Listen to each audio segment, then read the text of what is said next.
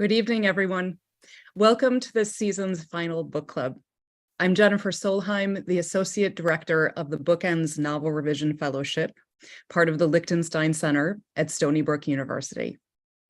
BookEnds was co-founded in 2017 by directors Susan Scarf Merrill and Meg Wolitzer, with the aim of supporting writers in polishing their novels for readership. Tonight, in fact, we're featuring two members of the BookEnds pilot program. I'm so delighted to introduce Vanessa Cuti, whose fiction has appeared in the Best American Short Stories 2021, the Kenyon Review, Agni, and West Branch, among many others.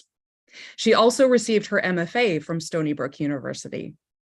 Her debut novel, The Tip Line, is the focus of our club tonight. In conversation with Vanessa is Alison Fairbrother, an associate editor at Riverhead Books. She worked as a journalist in Washington, D.C. before getting her MFA, which she also received from Stony Brook University, followed by working with Meg Wolitzer in the BookEnds pilot program alongside Vanessa. Alison's debut novel, The Catch, was published in 2022 and was a New York Times editor's choice. Following Vanessa and Alison's conversation, along with a reading from Vanessa, there will be plenty of time for questions. So don't hesitate to join in the conversation through the chat feature below, where you will also find a link to order signed copies of both novels through Southampton Books, as long as you place the order by tonight.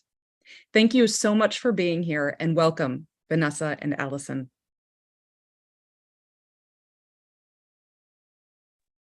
Thank you so much, Jen, and thank you to Meg and Susie and Frank for doing the tech. It is so nice to be back here in the BookEnds digital world. And so I'm so happy to be here with Vanessa Cuti, whose writing I have admired for so many years. And Vanessa, I just want to say, huge congratulations. I absolutely flew through The Tip Line, and I soaked up its language and its sort of dark, striking images and its poetry, all of which are things that are perhaps not so common in a book with a sort of thriller backbone. So it was just thrilling to read and a privilege to sort of watch this book grow up. I feel like I knew it when, yeah, huge congratulations from me, and I can't wait to talk to you more about it. Thank you so much. I'm so happy to be here, and I can't wait. Let's dive in. Yeah. So the first question I have for you is Meg Wolitzer, who we all know is a best-selling novelist and the co-founder of BookEnds, has a line that I always think about, which is, people say write what you know, but Meg always says it's more like write what obsesses you. And I really love that distinction. I wanted to ask you, what obsessed you about the themes and ideas that became the sort of raw material for The Tip Line?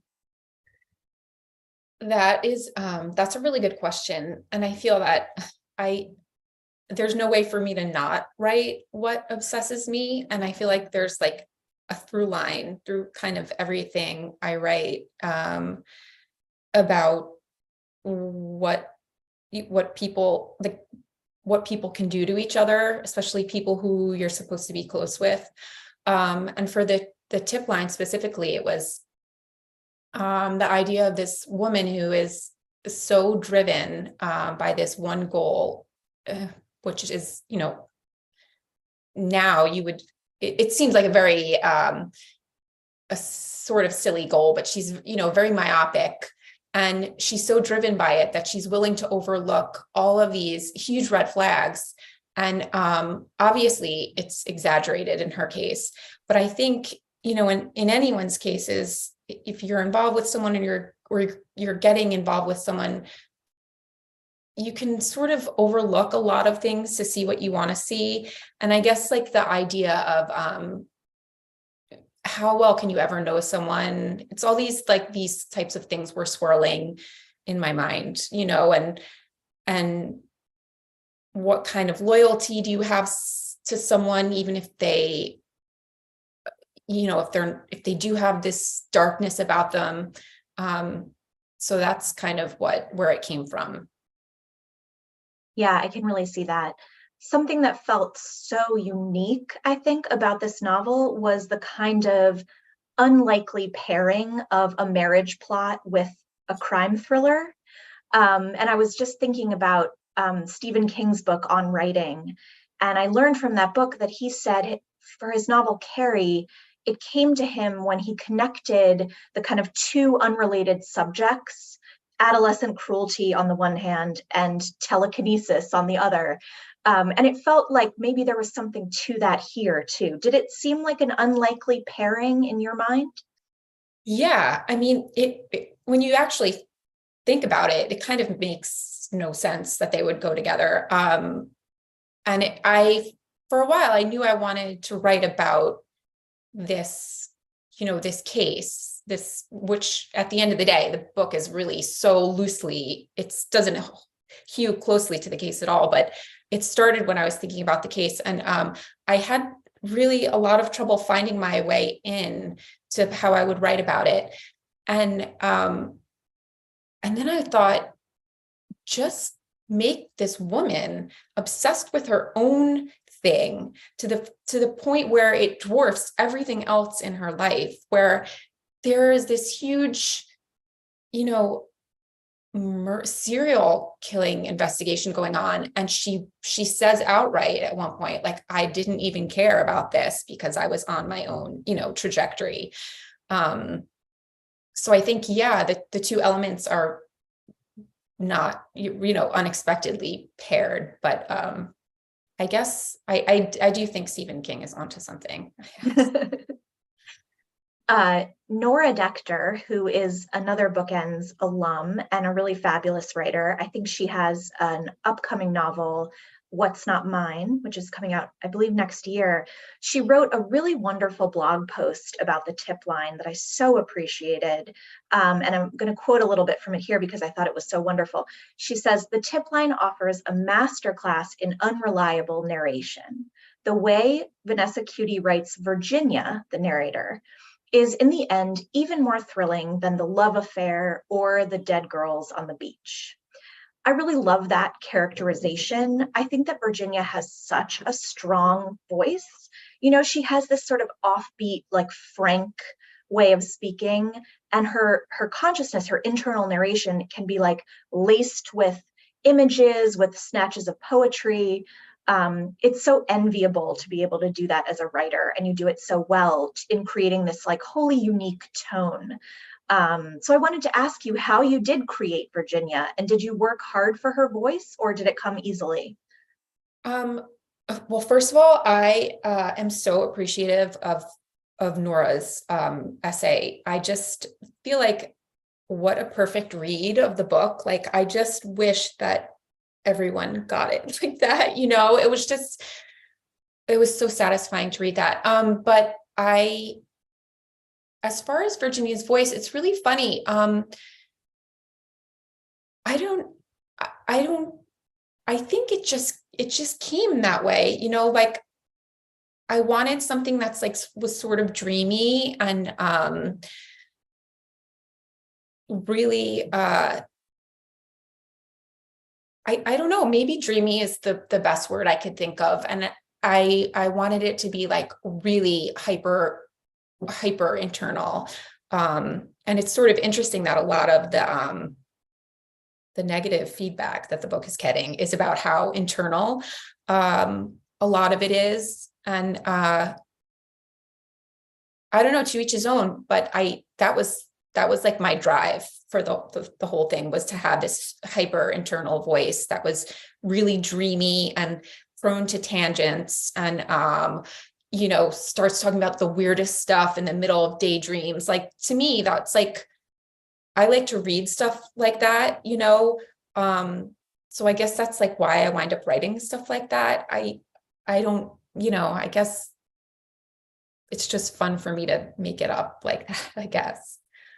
I wasn't aware the book was getting any negative feedback, but we can talk about that later. I think that for me, that's precisely what makes the book so special, is the tone, the voice, the richness of the imagination, and everything that that her voice has to say about the world around her, how she filters what's going on, both in the community with the murders of these women, but also in her own head and her own story and her own sort of desperation that is so relatable in so many ways. And actually, that's something I wanted to ask you about. It feels like, you know, Virginia is such a strong character. She has this strong sense of kind of like ordering the chaos of life. She's superstitious. You know, she has a plan about how she wants things to turn out. And in some ways she comes off as like incredibly naive because of that. But on the other side, I felt her to be so incredibly canny, you know, in that she adapts to these new realities, and her adaptations are smart. And some of them I found sort of like queasily relatable. And others of them are just chilling. So how did you think about her kind of growth over the course of the novel? And does any of that relate, anything that I said, like relate to your sense of her? Yeah, I think that's like a really good way to look at it. Like, I think in a lot of ways, she's almost like babyish, you know, with her, like, she wants this and she wants it this way and she'll do whatever she has to, you know, it's almost, it's like on the verge of a tantrum kind of, you know, like, but that said, you know, I agree with you that she is kind of, I think canny is a great word for it because, you know, she makes it happen for herself. She really pivots on it, like in 1 second, in the, you know, it actually happens in the scene, and in 1 second she changes her mind. It comes to her.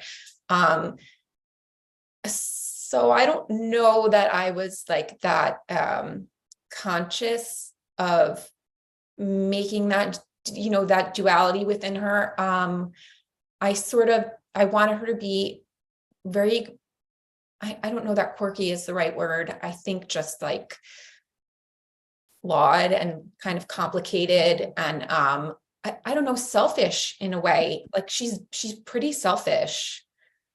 But I think there's the growth that she has from the start of the book to the end is much more of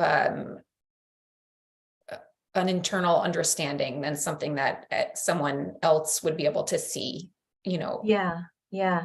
But because we are so close inside her, you know, I feel like that growth is really palpable and chilling. There's this amazing line toward the end of the book where Virginia says something like, I didn't write it down, apologies, but it's something like, someone is always watching. And I love that line because as a woman, you know, Virginia is always being watched. She's always watching herself as other people would watch her, right? And other women are looking at her and evaluating her worth to men, and men are looking at her and evaluating their worth to them, right? But it seems like the novel is really making a distinction between sort of watching and really seeing, you know, watching and noticing or caring about what they've seen. And that's something that's not afforded to, you know, the escorts, the women who are getting murdered, who end up on the beach. Tell me a little bit about how the novel like conceives of that difference. I think for me, there was this very kind of delicate area that I wanted to touch on, which was that there's sort of a, you know, the currency of, like you said, of women being looked at, you know, by men and judged on their appearance and, you know, what's valuable. And that idea of that currency to me is fascinating and sad and frightening. And I wanted, you know, I don't know if it comes across, but I wanted it to, one of my thoughts was, here's this woman who has, you know, this regular job at this police tip line. And here's this woman who she becomes friends with, who, you know, they're both evaluated and judged and, you know, valued in different ways, but they're not that different. And I think it's a really delicate place, obviously, because they were in, different situations. But I think that, to me, there's so much room there to talk about that currency, and it's something that fascinates me. Absolutely. I wanted to ask you to read, there's an incredible passage on page 9. It begins, "So many of them told me to smile." I wonder if you can read and just give us a little bit of Virginia's voice right there.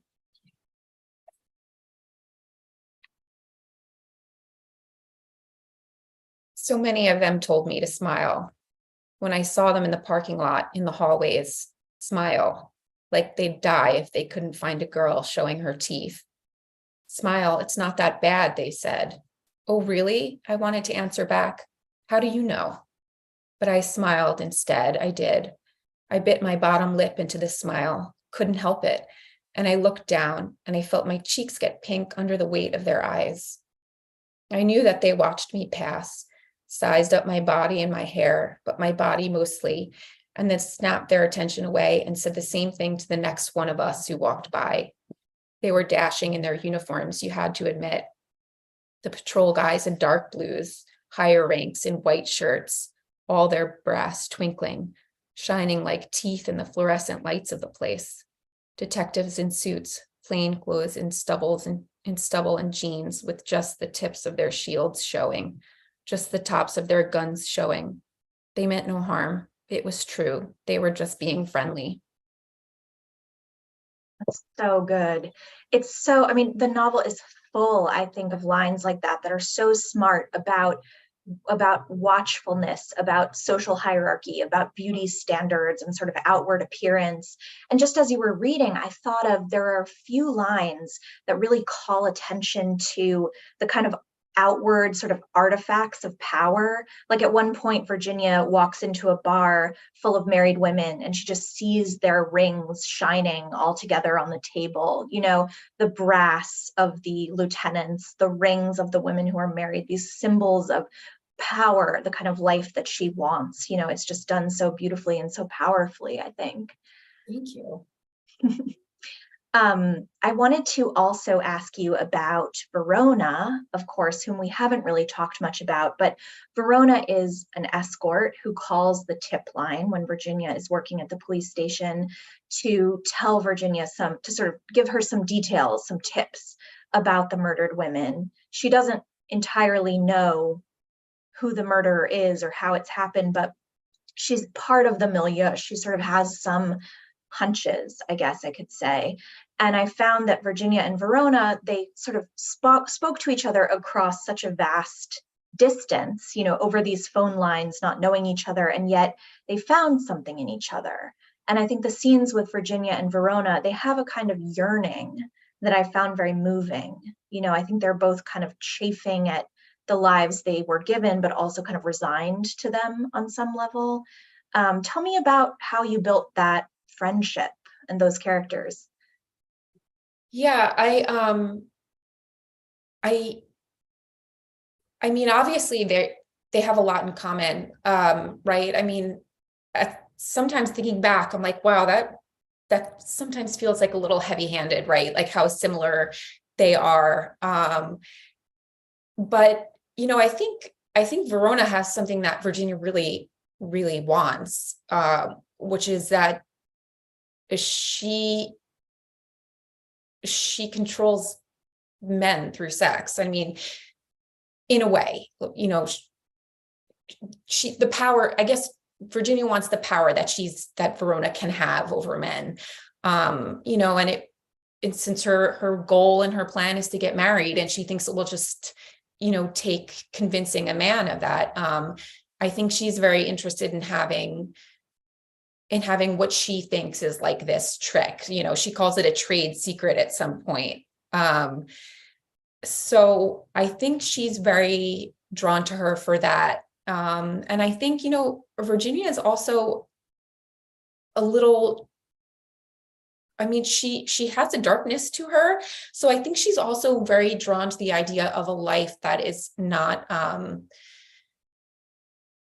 full of the expectations that she is sort of held up to by her mother, who's always chirping in her ear. And maybe I think she wonders, like, what if that was my life? And I think the way she looks at it is there's not much separating them. There's like a very thin film between them. And I think Verona, it's so funny when I think about it, like when I visualize the characters, it's so hard for me to even picture her because I always just feel like I hear her voice like through a phone. And I know that sounds like kind of new agey and like woo woo and weird, but like I feel like I hear her voice more than I see her. But I think she just wants to have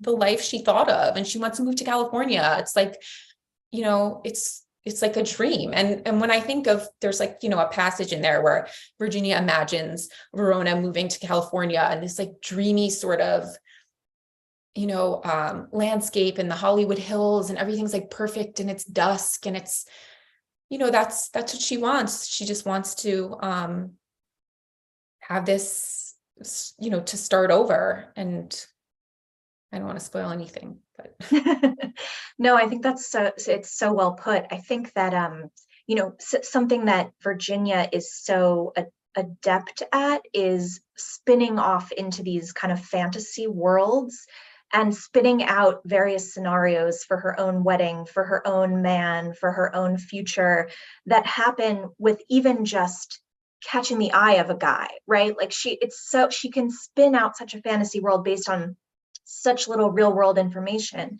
And I thought it was very fascinating that she did that with Verona too. This woman who's just a voice on the other end, she cannot look, she cannot see her, right? And I thought that was really beautifully poignant and sort of metaphoric with the book's themes. I thought it was just beautiful. And I wanted to bring up, I read recently an interview with Jamaica Kincaid, and she said that her work was always concerned with mourning, and in particular with mourning the kind of loss of a paradise. Mm. And I thought that was really fascinating. And I read that interview just as I was revisiting your book. And it's something about it really hit me in relation to the tip line. It almost feels like Virginia is mourning the paradise of every single fantasy that she has, in some way. And I found that really powerful. I don't know if that resonates with you, but. Oh my gosh, yeah. I think that's like such a generous and like really nice way to think about her sort of, flights of fancy. And the idea of mourning a paradise is heartbreaking, but also like so beautiful. And I think that's, like I love that you put that with Virginia's, inner like dreaminess. She has such an incredible, strong sense of fantasy. I've never read anything like it. It's really amazing. I wanted to ask you to read, there's another passage that I thought was so wonderful at the bottom of 23. It starts, I was always trying to find that little place of darkness.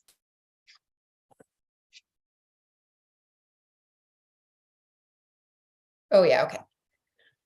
Because I was always trying to find that little place of darkness in a man, so that when we were quiet, lying in bed, just before or just after, our little darknesses matched up, spots of rot covered by blood, by muscle, by skin, and then by our artificial sense, nice, cherry on top. Those spots, ticking constantly like quartz within us, would be carefully contained, encapsulated by all the rest of the virtues surrounding them. We were normal people, good people, and we would keep each other's dark spots from growing, from taking over.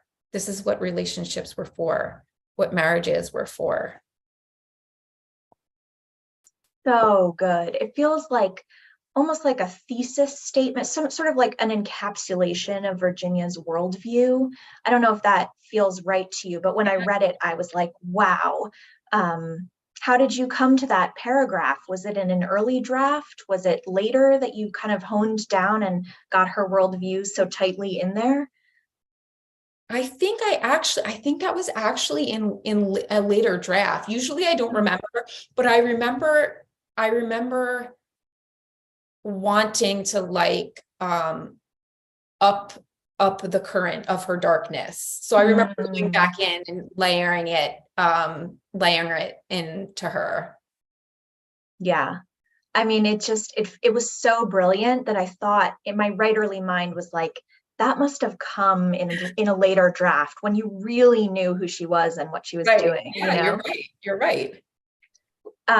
Speaking of darkness, I found the ending of this novel, I don't want to give anything away. You all have to read it, but it was just like bone chilling. So dark, so brilliant. And I happen to know, because I did read an earlier draft of the book, that the ending really changed. So you wrote one book and then you kind of had to rewrite certain integral parts of the book. How did that come about? I'll tell you the truth. Please. I got some feedback from Susie Merrill, who said it has to end with a wedding. And I was like, oh my God, you're right. So I was really nervous because I hadn't touched the book in a while. And I was so scared to go back in there. And I was like, I'm never going to get back into her head and get this voice right. And, when you like step away from something and you try to go back in and it's just wrong and the stuff isn't fitting in the right spots. And that was happening. And I don't know, I massaged it around and that's what we wound up with. But that's how it came to be. Yeah. It had a very, very different ending. Well, speaking of bookends and Susie Merrill, you're a bookender. I wanted to ask about bookends. You sort of tell us a little bit about where you were in the process when you applied for bookends and kind of how the program influenced your work. Yeah. So the years, the numbers of the years are such a jumble to me, but it was after I finished my MFA and I had a draft of a book finished. And, so that when I went into the BookEnds program, I think that first year was sort of a little bit structured different than it is now. But the best thing for me about BookEnds, and I feel like I've said this before, and I will say it every time someone asks me, is that it's so important for me to have people who know my book and who are just as invested in it as I am, to a degree, to be able to see things that I could not see. And that to me was just so transformative to that book, just to get it into, it went through such a major overhaul, and it was just thanks to the people who I worked with in BookEnds. And what about the sort of publication process? How did that all come about? And okay. So that these are not nice stories. Do we still want to talk about them? As much as you want to share. Yeah, the book from BookEnds died on submission. And then I had another novel go out after that, and that died on submission. And I had a collection of short stories go out, which also died on submission. And then this is, years and years pass. And then I guess in 2020, I went out on submission with the tip line, and we were out for 16 months, which is a pretty long time. And then we got an offer, and then it published just about a year after we got the offer. I mean, something that I admire so much about you is you seem to always have a project that you're working on. And it really shows just like the stamina and the long-term commitment to writing that you have, that you had to go through these rejections. You had to sort of build yourself as a writer and as a person. And then you had this, huge success. So kudos, and thank you for sharing that story also, because I think it's good for writers to hear that it doesn't always go so smoothly, but it doesn't mean that there isn't hope in the future, that another idea won't come along that turns into a book. Yep. And now, looking back, I'm so thankful that those books didn't sell. Oh, interesting. I just, they didn't belong on bookshelves. So I'm so thankful to everyone who passed on them. Well, speaking of, books on bookshelves, I did want to ask about your kind of literary influences, I guess. As I was saying the words literary influences, though, I was thinking of a class I took with Susan Minot at Stony Brook, where she asked everyone who their artistic heroes were, which I actually think is a better question than literary influences. So who are your artistic heroes? I really love John Cheever. I really haven't thought about this in a long time. I loved Lolita. That was when I first read that, I think I was a freshman in college, and it was the first time I saw what could be done on a sentence level for a book. So I think that even more than the story was just the actual stringing together of words in that book was really transformative for me. So yeah, I can really see that. Oh, sorry, go ahead. Oh no, yeah. So that definitely just reading that, taught me a lot. Yeah, I really can see that. I feel like something that I really admire about your sentence making is you have a great sense of rhythm in your sentences. You can have a long, complex sentence followed by a sentence that's like 2 words long. You really have a sense of sort of the way Virginia's mind would operate would be sometimes choppy, would be associative. And the writing reflects that, which I think is so skillful. And I can see why, Nabokov would be an influence. I can see why Cheever would be an influence, definitely.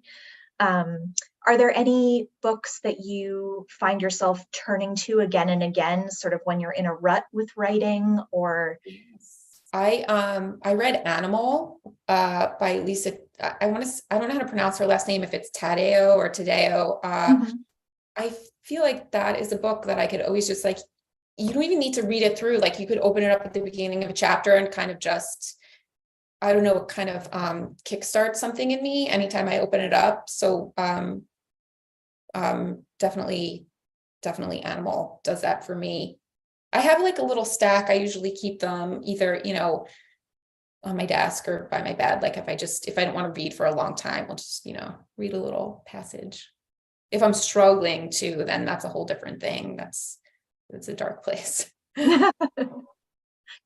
And I know that you are an accomplished short story writer. Your stories have been anthologized in Best American and published in the Kenyon Review and Agni and elsewhere. As someone who yearns to write short stories but doesn't have a lot of experience, how does that process differ for you? And do you find that anything can translate over between the short story and the novel? I've been in a rough spot with short stories recently. I don't know, maybe it's the whole publication and the whole, past year or whatever it is. I used to kind of be unable to write anything longer. But I think I was actually thinking about it recently because I'm like, why can't I find my way into a short story anymore?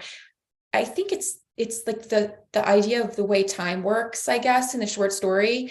And sort of that, you luxuriating and in minutes that you get in a short story that's different from a novel because of the compression, I guess. I've been kind of trying to figure this out for myself because I cannot for the life of me. I keep starting these stories and they just flame out. I don't know. So I'll let you know when I think of something, but Do you think they flame out because they might be novels and you're trying to compress them too much, or? I don't know. It's so funny. Like, I feel like for any story I've ever written, like a line will come to me and then it's like opening a door and they're like, go ahead, there you go. You can go in, and just the doors are not opening for me. I don't know. Maybe it's timing. I don't know. It's kind of frustrating. Well, maybe you need to read some Lisa Taddeo and get back to it. Or John Cheever. Or John Cheever. Hey, so we have a question in the chat, but before I get to that, I have a question that dovetails with this that I was actually thinking about having you write about at some point, Vanessa. And it's, how do you know? I mean, you are such an accomplished short story writer, in addition to this beautiful debut novel. How do you know when you're working on a story or a novel? Like, how do you decide? Like, what do you feel? I think, the way it shows up is like a brief, it's just sort of like this little blip. When it's a short story, it's like, I'm trying to think of the most, the one, like, let's say that one that was in West Branch. I had this idea. Can two people be so in love with each other, so obsessed with each other that they don't care about leaving their children somewhere, and they'll just abandon their children? And to me, I guess, yeah, that could be a novel, but the way it came to me was like this, weird sort of fairy tale kind of 2 days in the woods. And that's the way it came. It's like, that's the way it appeared to me. So I don't know. I mean, like, I'm trying to start now. I'm like kicking around this new idea for a book. And the way it came to me was like, it's just too big for a short story, So I guess it's just like, whatever the ideas show up, like, is it a blip or is it like I don't know, something bigger than a blip, which is what the new thing is, not bigger than a blip now, but it wants to be. Yeah. That's a good spot to be in, when it wants to be bigger than a blip. Yeah. Well, I can't do anything to help it be more. As of now, I'm not really helping it be more than a blip. So we do have a question from Miranda Schulman, who is a current bookender. She's just finishing the year. So congratulations on that, Miranda, and all of the sixes. Here's what Miranda wrote: curious about the courage to make room for a lot of interiority when that's not necessarily what we're told works. I love this kind of storytelling, but can be afraid to go there myself as a writer. What was the first part? Curious that what? Curious about the courage to make room for interiority when we're told that doesn't work. Yeah, I think that at the end of the day, if it's something you want to do, you have to do it. And I think that it's just, you have to love it. You have to love it first, if you don't love it, you're not going to want to go sit there every day and write it. And I don't know, for me, that's kind of like I said before, I don't know if I'm just like really basic, but I just try and write things that I like, that I would have liked to read. And for me, that's interiority. And I think, you'll find your people. A lot of people will not like it, as I'm finding out now. Lots of people hate interiority. But I think it will find its people.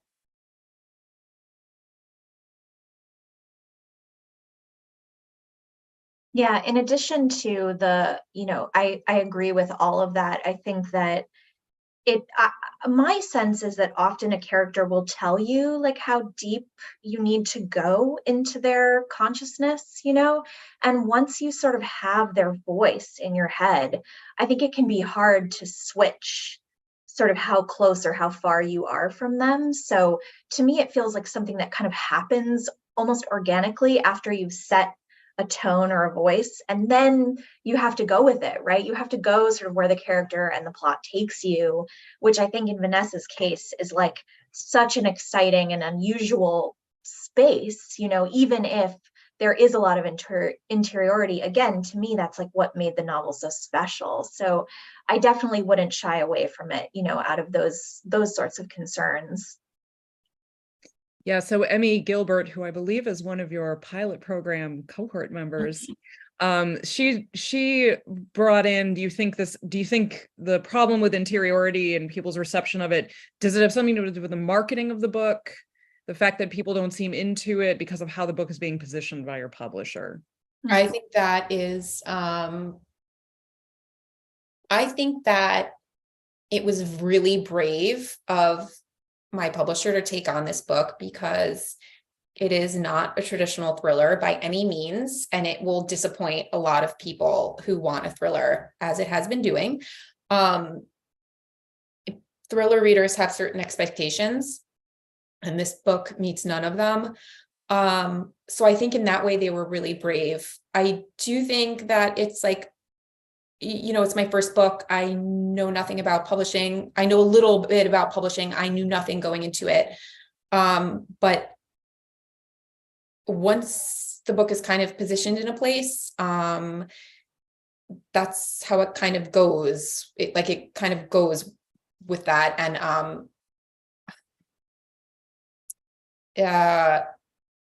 is it a thriller? No. Is it a literary thriller? I guess maybe. I think it falls between genres, and I think that can be really tough for how it's positioned in the market. I don't really know a ton about it, but just from what I'm gathering from this, I can sense that. Well, and I think that it's important to keep in mind, like, reader responses on Amazon or Goodreads or whatever, that is not the only metric of success for a novel. And Vanessa's book is so literary. It's so interior, it's so poetic. It's really special, right? And that is not necessarily going to be captured by Goodreads reviews. It can be more captured by word of mouth reviews, by people who come up to you in a bookstore, by some of the reviews you've gotten online, which have been, so positive and generous. So yeah, I mean, I think it is true that it can be harder to sort of mix genres in those ways. On the other hand, some of the most successful literary novels of the last few decades have been literary thrillers, right? Like Donna Tartt's The Goldfinch, immediately springs to mind. So I think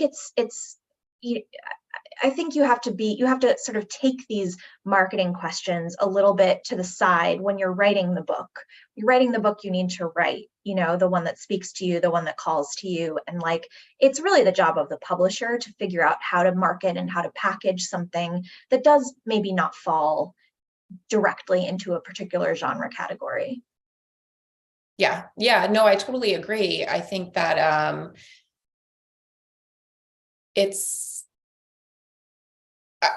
I think you're right. I think it's just taking, it's like an out of the box kind of way to think about it, because I think once you really pigeonhole it as something and it's not 100% that's where it gets a little hairy. But I think if you have like a broader vision for something and it's like, oh, it could be both these things, then I think, that's probably a little easier. Well, and we have someone who's posted here whose initials are LLJ, who's totally countering all of these Goodreads reviews you're talking about. And she asked, or he or they, would you ever consider a Virginia Carey prequel? I would love some Virginia backstory, even in snippets and associations. How did she become her current iteration? Loved the novel. Oh, I love that. That is a really interesting idea. I actually never even thought of that. Anything is possible. I don't know. And then Esperanza, who's also just finishing Bookends, Esperanza Cintron. She says, it sounds as though you work on several projects at once. How do you determine which project to work on at any given time? Is there a hierarchy of projects? Yeah, so in good times, I will have like a few ideas kicking around. And Jen, I feel like we actually talked about this last summer in the Slack when we were like trying to think of projects, like what projects we wanted to move forward on. And I sort of like just, visit one and see how I'm feeling about it. And then I'll go dip into the other one. And then, I feel like sometimes you think you just sort of figure out which has, like stronger legs, and then you go with that. Once I actually start a project, I really can't, I'm really just in that project. I don't have like a bunch of, I'm not like all in on a bunch of projects. I'm very monogamous, like with that project when I'm involved. So it's not polyamory exactly. No, just when I'm like trying to figure out what I want, like who I want to move forward with. Then once I find it, that's it. It's just me, and we're like, that's it. Yeah.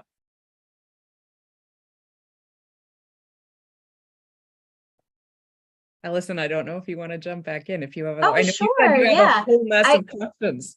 I could talk to Vanessa endlessly. Another thing that occurred to me as we were talking is sort of how in some of the short stories I've read, and definitely in the novel, there's a really strong sense of place. I think a strong association with kind of middle class Long Island suburbia, right? Which is such a ripe territory, I think, for exploration, but it really allows you to think about power and capitalism and, gender dynamics and a sense of stuckness perhaps that the suburbs can provide. How do you think of yourself as like a Long Island writer? Do you draw a lot of like emotional succor from working with that place, I guess? Yeah, I love this question. I think you're totally spot on. I never really name it, but anyone who's been on Long Island can tell probably that all of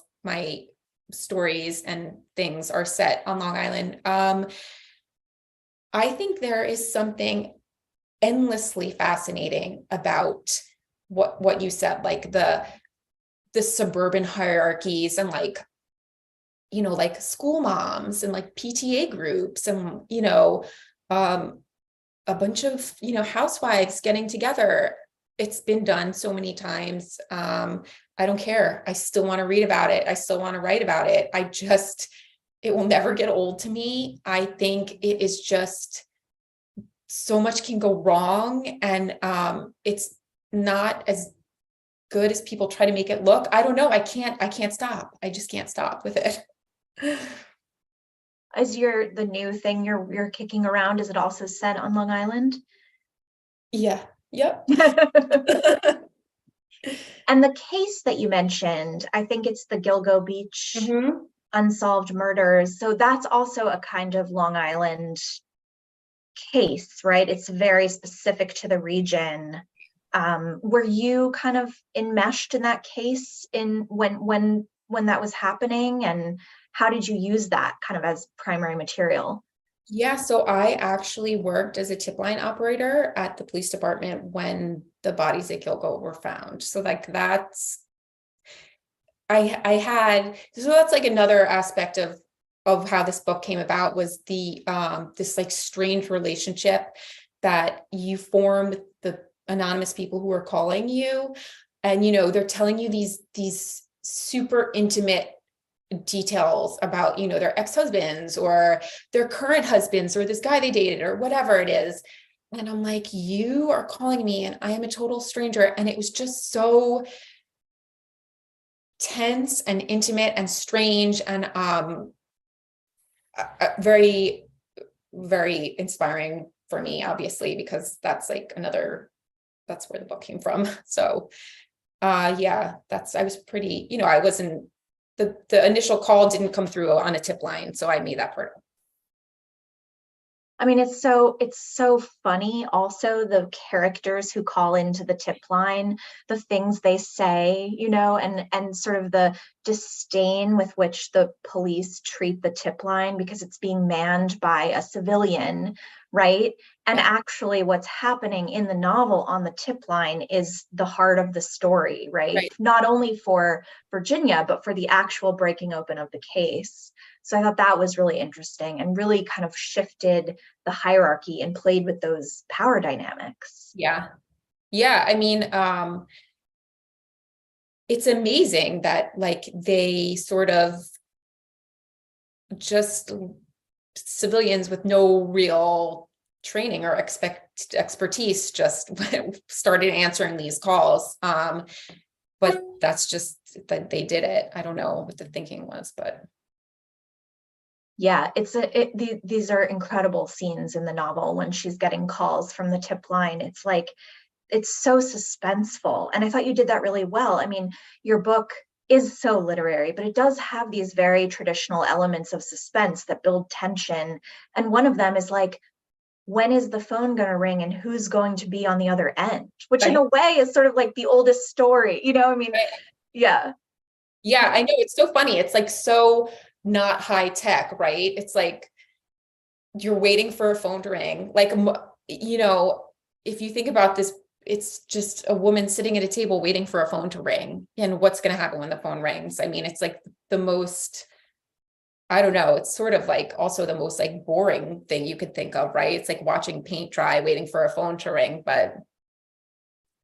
I mean, but I love that. It's like you did make the elements of work really interesting, right? That whole office culture at the police station, the secretaries, all of whom are female, the detectives, all of whom are male, I imagine all white. You know, it's like you really nailed the dynamics of a place like this and of a station like this and of a job. I thought it was just so well done. Everybody should immediately buy the tip line and read it. Do we have any other questions from the audience or? We don't have any questions yet. There is another really lovely comment here from LLJ saying, Virginia reminded me of Masood's The Woman Upstairs and a few Mosfeg All-Stars, Death in Her Hands and Eileen. Many Goodreads reviews are straight up troll. Stay high. The book is unique and powerful. Oh my gosh, I love this. This makes me I actually stopped reading Goodreads because I never thought I would get to the place where I said, I can't read these because I always fancied myself like pretty tough, you know, really good with rejection. But then some of them just were so personal and stung. So I like stopped checking Goodreads. I had to stop. So it's like very nice to hear this. I think it's like a very tried and true fact. If you're a writer, you just can't look at Goodreads, which is upsetting because it's like you do want to hear what readers have to say about your book. But it really does go back to our questions and what Emmy was saying about marketing is like even the greatest publishers make mistakes where they market a book in a way that sort of signals a certain kind of read that doesn't end up being what the read is. And actually most bad Goodreads reviews end up suggesting that, right? They're like, well, I thought this was going to be this, but it was that, you know, and it's like, that's actually not a problem with the book, you know, or the writer. I totally agree with you. And that's how I sort of console myself sometimes because I'm like, the criticism in these, I mean, I feel like talking about reader expectations and bad reviews and like as a writer, that's like a whole different conversation. But I think that, you know, looking at the actual contents of the bad reviews, it's like, they're not saying that the characters weren't developed. They're not saying that the prose is bad. They're saying that they wanted a resolution. They're saying that they wanted suspense and they wanted it to be, you know, breathless. And, you know, I'm like, yeah, okay, you're right. Like you're right. You know, I don't know. So I think you're totally right about bad Goodreads reviews being about expectations being unmet. And in a way, I think what I tell myself also is that if a reader took the time even to just go online and leave a scathing review, it's like they still really engaged with the material, you know? My Yeah. favorite publication story so far is like, I got a handwritten letter from someone who sent a letter to my office. He took the trouble to like track down my office address and sent me a letter being like, what an amazing literary novel you've written. Congratulations. I hope to read your next. Here are all my complaints. And then he like had like a point by point, but I was like so charmed by that. You know, I was like, that guy really cared. Yeah, that's like, that's someone you touch someone, and Right. go out and write you a real letter. I mean, that's something. Yeah, I mean, you can totally, in the same way that I can picture Verona, I can picture this guy. You know what I mean? But Vanessa, I hope you can see some of that in the reviews overall. You know, internet is just, it's like, it's not, you have to filter, but it can also be a source, I think, of pride. Your Yeah. work is out there, your piece of art is out there, it's touching people, it's speaking to them. Some people hate it, some people love it. No book is for everyone, you know?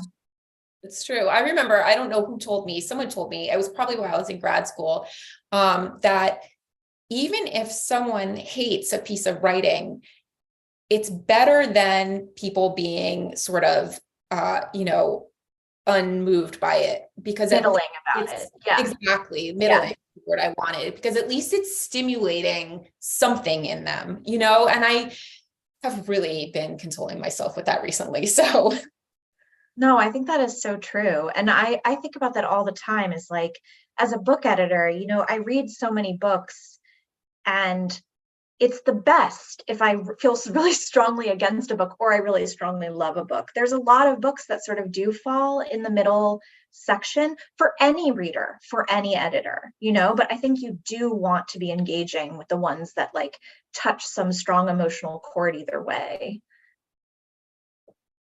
yeah, agree. It's like that Simone Weil quote, and I'm going to paraphrase it here because it's translated a bunch of different ways and it's basically a platitude now, but the idea of attention as the rarest and purest form of generosity, right? So just the fact of attention is something, right? It speaks to the work. It speaks to the strength of the work. I'll take it. Well, this was absolutely lovely.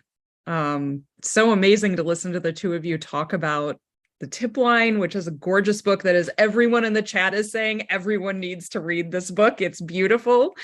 Thank you so much for closing us out, both of you, for this season.